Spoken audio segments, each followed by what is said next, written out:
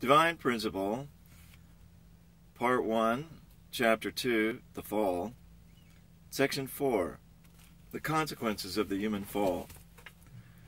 What were the consequences of the spiritual and physical fall of Adam and Eve for the entire universe, including humanity and the angels? Let's discuss some of the most serious consequences. Satan and fallen humanity. Satan is a name given to the archangel Lucifer after he fell. When the first human ancestors fell, they bound themselves in blood ties with Lucifer.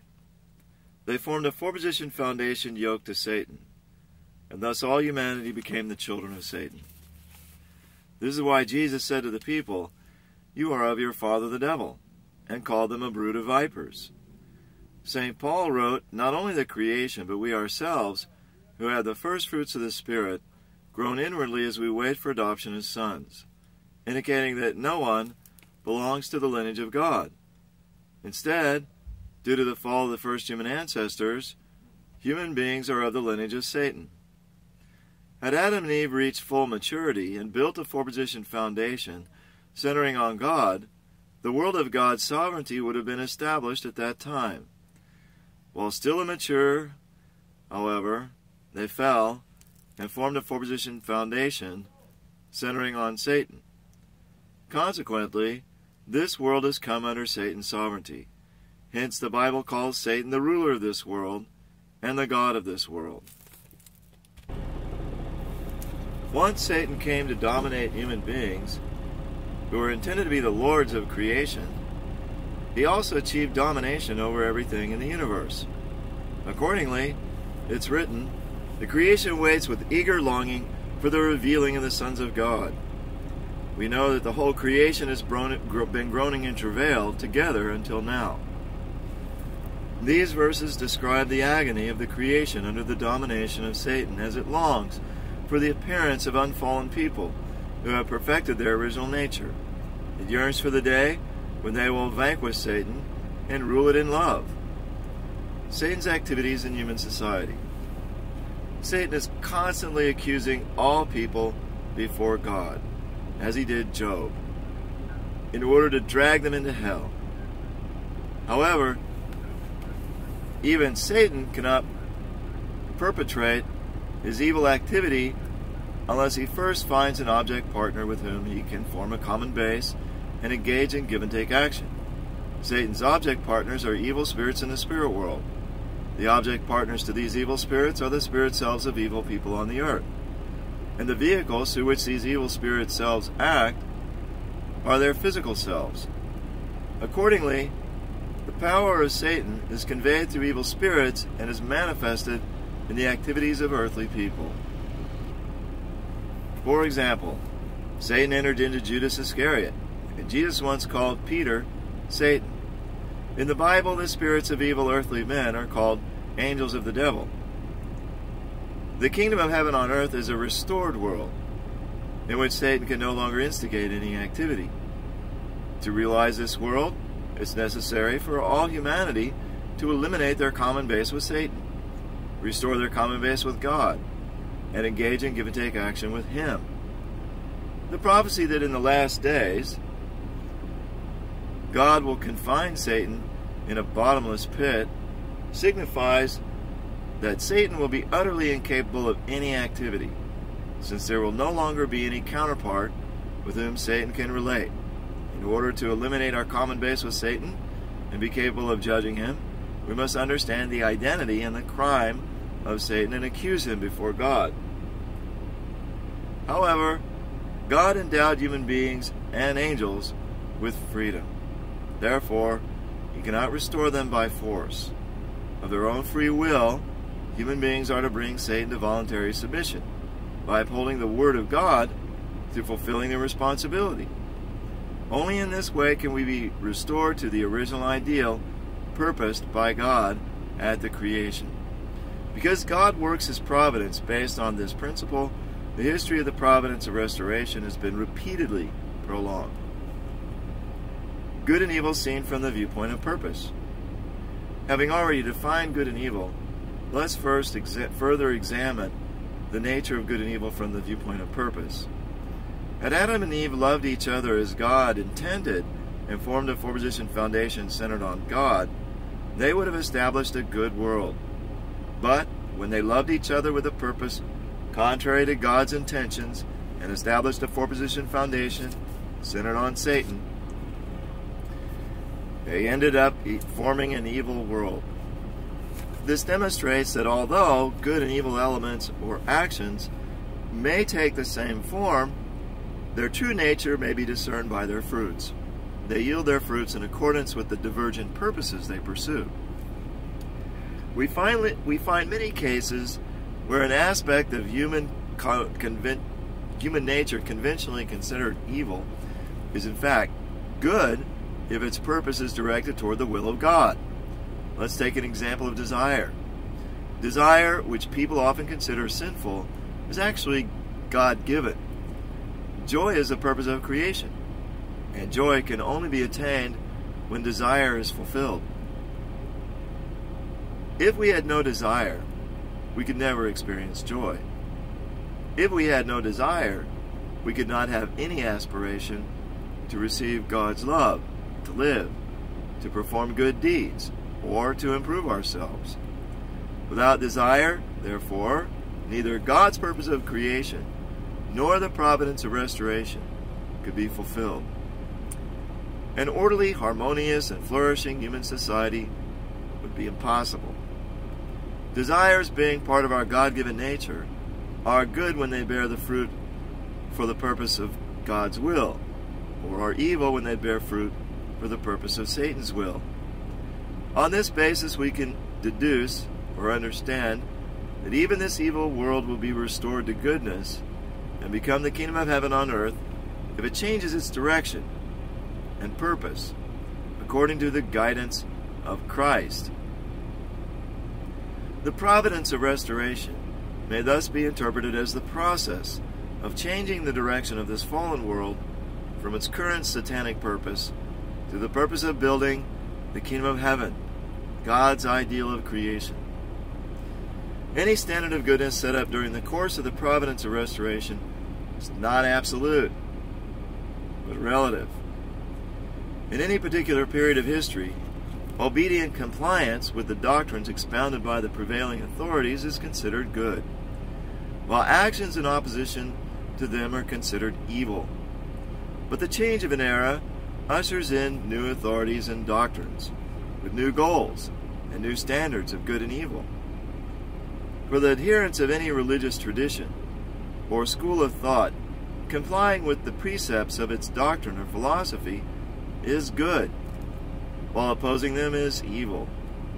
But whenever a doctrine or philosophy undergoes a change, its standards of good and evil will also change according to its new goals.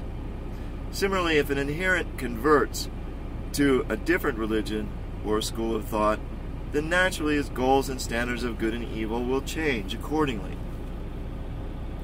Conflicts and revolutions constantly plague human society, mainly because of the continual changes in the standards of good and evil as people seek to fulfill divergent purposes. Yet throughout the endless cycles of conflict, revolution, in human history, people have been seeking the absolute goodness which their original mind desires.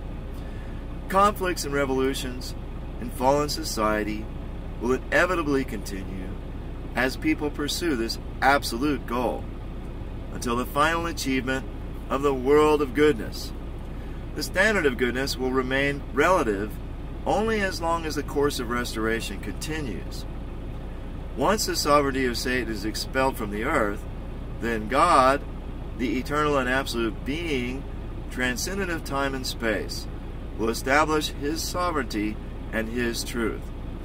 In that day, God's truth will be absolute, and hence the purpose which it serves and the standard of goodness which it sets will both be absolute.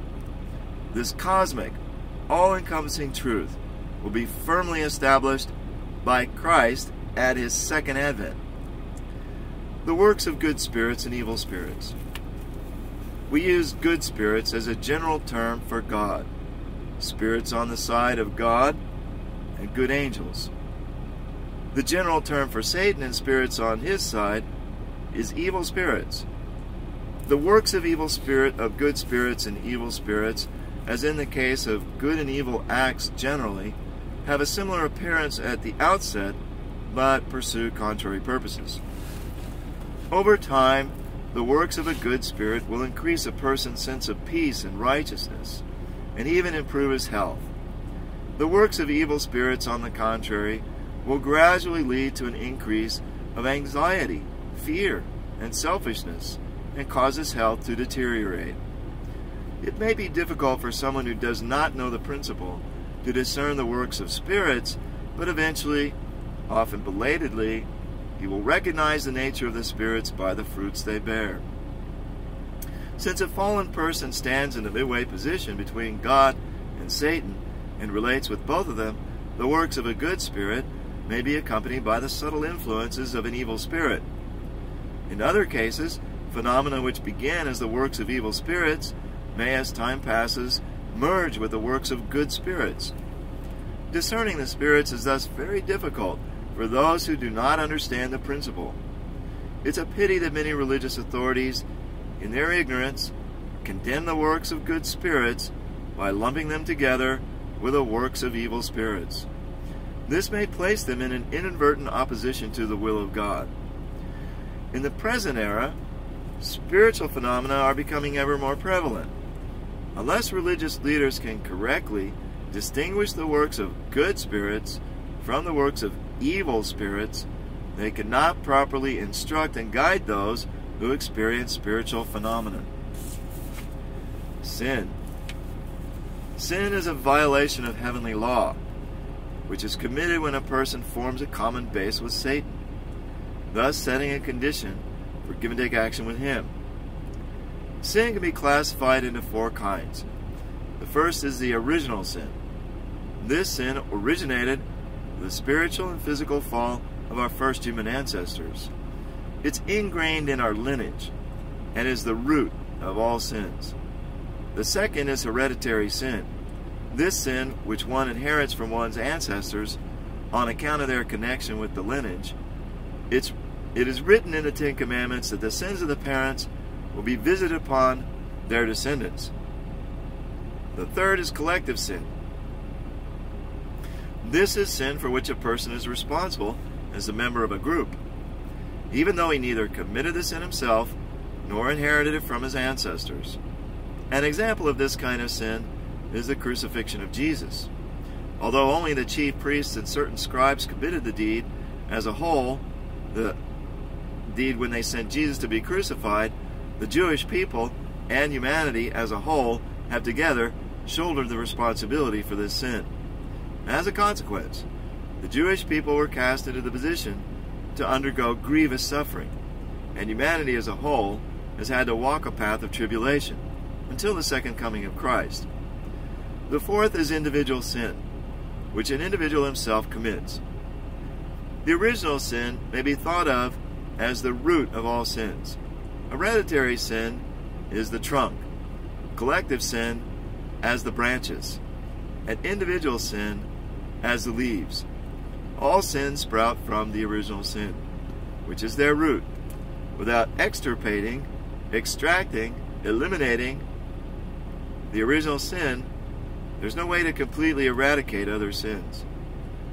However, no man is able to unearth this root of sin, buried deep in the recesses of time.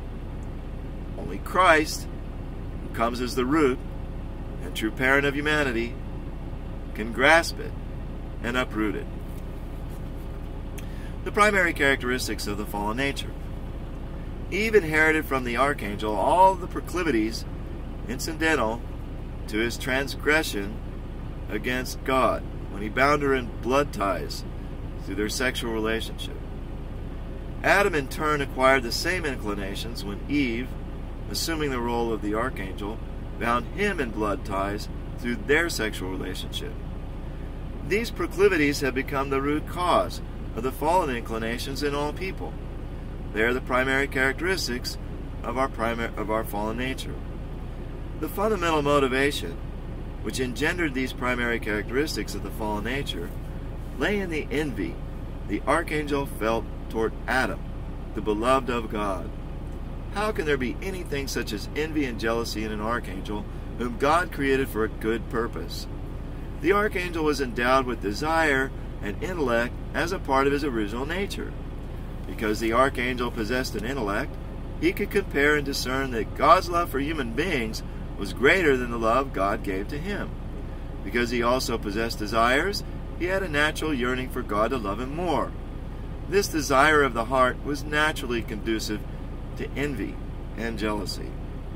Envy is an inevitable byproduct of the original nature, like the shadow cast by an object in the light. After human beings reach perfection, however, they'll never be induced to fall because of incidental envy. They'll know deep inside that the temporary gratification they might feel by attaining the object of their desire is not worth the agony of self-destruction that would ensue. Hence, they'd never commit such crimes. A world that has fulfilled the purpose of creation is a society built upon organic interrelationships, much like the structure of a human body. Recognizing that the downfall of an individual would cause the whole to perish, society will keep its individual members from such self-destruction. In this ideal world, the envious desires that arise incidentally from the original nature will be channeled into spurring the progress of humanity. They'll never cause people to fall. The primary characteristics of the fallen nature can be divided broadly into 4 types. The first is failing to take God's standpoint. A principal cause of the archangel's fall was his failure to love Adam with the same heart and perspective as God. Hence he felt jealous of Adam. This led him to tempt Eve. An example of this characteristic of the fallen nature is when a courtier feels jealous of the king's favorite, instead of sincerely respecting him as the one whom the king loves. The second is leaving one's proper position.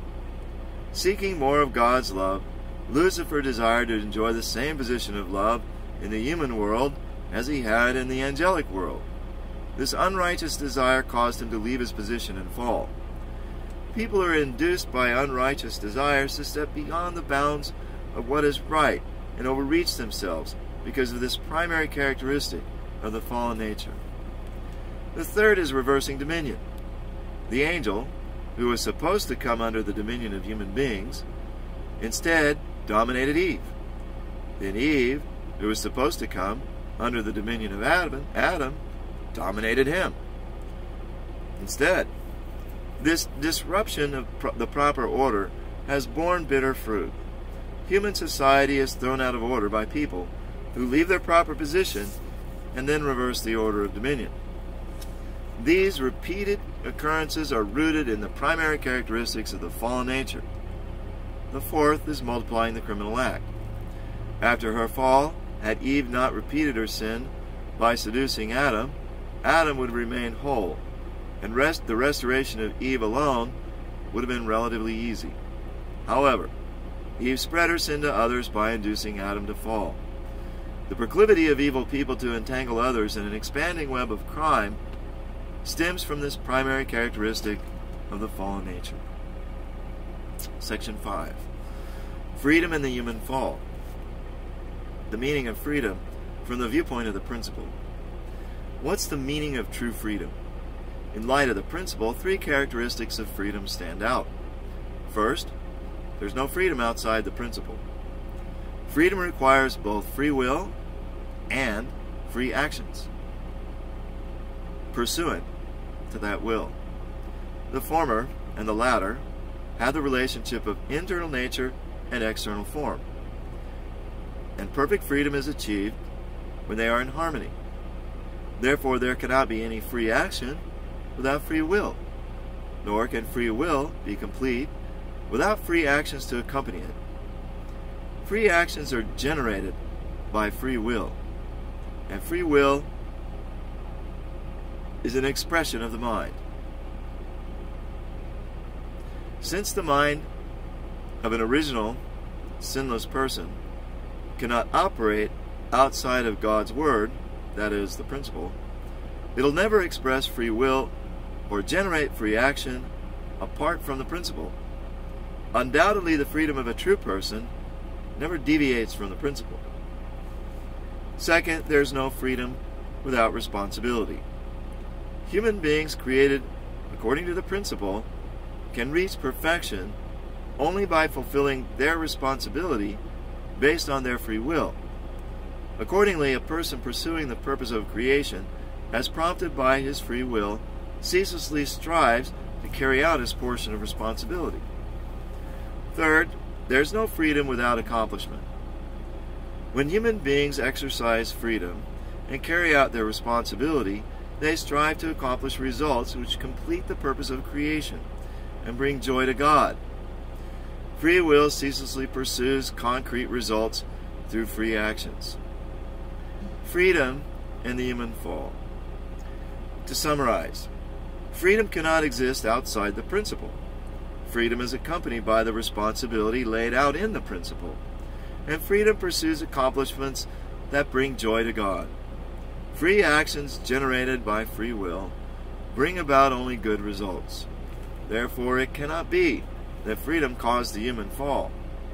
It's written, "Where the Spirit of the Lord is, there is freedom." This freedom is the freedom of the original mind. As long as Adam and Eve were bound by God's warning not to eat of the fruit of the tree of the knowledge of good and evil, they should have kept this commandment by their free will, and without God's intervention. Certainly the freedom of the original mind, which is inherently responsible and seeks the good, was prompting them to obey it. When Eve was about to deviate from the principle, the freedom of her original mind aroused fear and foreboding in her, in an attempt to prevent her from deviating. Ever since the fall, this freedom of the original mind has been working to bring people back to God. Working in this way, freedom could not possibly have caused human beings to fall. Rather, the human fall was caused by the stronger power of unprincipled love, which overwhelmed the freedom of the original mind. In truth, human beings lost their freedom as a result of the fall. Yet even fallen people possess intact a seed of their original nature, which seeks freedom. And this makes it possible for God to carry on the providence to restore it. With the progress of history, people have been ever more zealously aspiring for freedom, even at the cost of their lives. This is evidence that we are in the process of restoring our freedom, long lost due to Satan. The purpose of our search for freedom is to facilitate the accomplishment of our God-given responsibility, which is essential for fulfilling our purpose of creation. Freedom, the fall, and restoration. It's true that human beings were free to relate with angels, who were created to minister to them. However, since Eve's heart and intellect were still immature, when she was tempted by the angel, she became confused emotionally and intellectually. Although the freedom of her original mind induced in her a sense of foreboding, because the power of the love between her and the angel was stronger, she crossed the boundary and fell. No matter how freely Eve was relating with the angel, if she had maintained unwavering faith in God's commandment and not responded to the angel's temptation, then the power of unprincipled love would not have been generated, she would not have fallen. Therefore, despite the fact that freedom permitted Eve to relate with the angel and brought her to the brink of the fall, what pushed her over the brink was not freedom, but the power of unprincipled love. Since Eve was created to interact in freedom with the angels, she naturally related with Lucifer. Yet when Eve and Lucifer formed a common base and engaged in give-and-take action, the power of the unprincipled love which was generated caused them to fall. Conversely, since fallen people can also relate with God in freedom, if they follow the words of truth, form a common base, and engage in give-and-take with Him, then the power of principled love can revive their original nature. Indeed, the freedom of the original mind yearns to cultivate fully the original nature, Hence, people in every age have been desperately crying out for freedom. Due to the fall, human beings became ignorant of God and His heart. This ignorance has rendered the human will incapable of striving toward goals which are pleasing to God. As God has given spirit and truth, meaning internal knowledge and external knowledge, to fallen people according to the merit of the age and the providence of restoration, their heart, which yearns for the freedom of the original mind, has gradually been revived. In step with this progress, their heart toward God has also been restored, strengthening their zeal to live according to His will. Moreover, as aspirations for freedom mount in intensity, people will demand a social environment conducive to its realization. When the social circumstances of an era cannot satisfy the desires of freedom-loving people, revolutions inevitably erupt. The French Revolution in the 18th century is one example. Revolutions will continue until true freedom has been fully restored. Section 6. The reasons God did not intervene in the fall of the first human ancestors. God, being omniscient and omnipotent, must have known about the deviant acts of the first human ancestors which were leading to their fall, and was surely capable of preventing them from carrying them out. Why then did God not intervene to prevent the fall? This is one of the most important unsolved mysteries of the ages. We can put forward the following 3 reasons why God did not interfere with the human fall. First, to maintain the absoluteness and perfection of the principle of creation. In accordance with the principle of creation, God created human beings in His image, with the character and powers of the Creator, intending that they govern over all things as He governs over humanity. However, for human beings to inherit the creative nature of God, they must grow to perfection by fulfilling their portion of responsibility. As explained above, the period of their growth is the realm of God's indirect dominion, or the realm of dominion based on their accomplishments through the principle. While people are still in this realm, God does not directly govern them because He wishes to allow them to fulfill their own portion of responsibility. God will govern them directly only after they have reached full maturity. If God were to intervene or interfere with human actions during their growing period, it would be tantamount to ignoring the person's portion of responsibility. In that case, God would be disregarding His own principle of creation, according to which He intends to give human beings His creative nature and raise them to become lords of creation. If the principle were ignored, then its absoluteness and perfection would be undermined, because God is the absolute and perfect Creator. His principle of creation must also be absolute and perfect. In summary, in order to preserve the absoluteness and perfection of the principle of creation, God did not intervene in the acts that led the human beings to fall. Second, that God alone be the Creator. God only governs over a principled existence, which He has created, and only sways the course of principled acts. God doesn't regulate any unprincipled existence which He didn't create, such as hell, nor does He interfere with any unprincipled act, such as criminal acts. If God were to affect the course of such beings or acts, then they would necessarily be given the value of God's creations and be recognized as principled. Consequently, if God were to have intervened in the fall of the first human ancestors, He would have been attributing to those acts the value of His creations, recognizing them as principled. If God were to do this, He would in effect be creating a new principle that recognizes these criminal acts as lawful.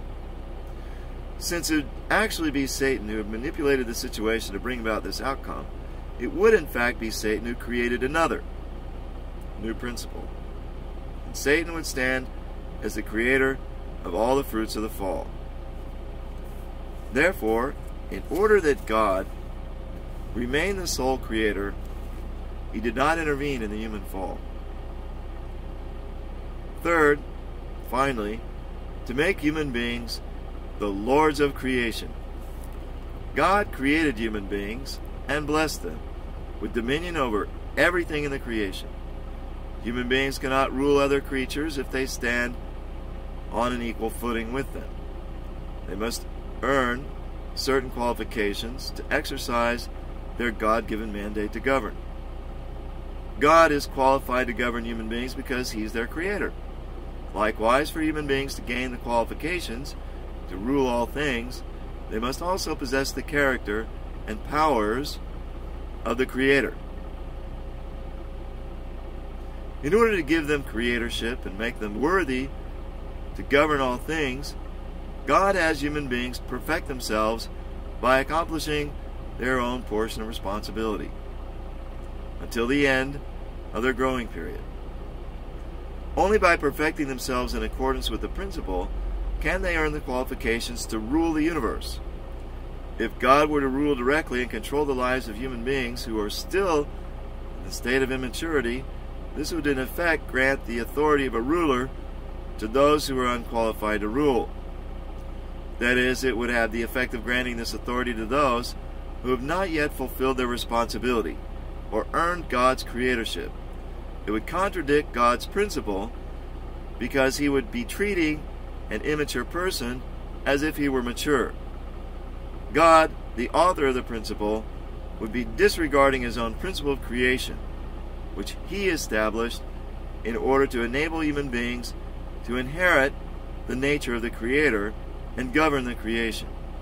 Consequently, it was in order to bless human beings as the lords of creation that God had to restrain Himself from intervening in the acts of immature human beings, as He watched with trepidation their tragic fall.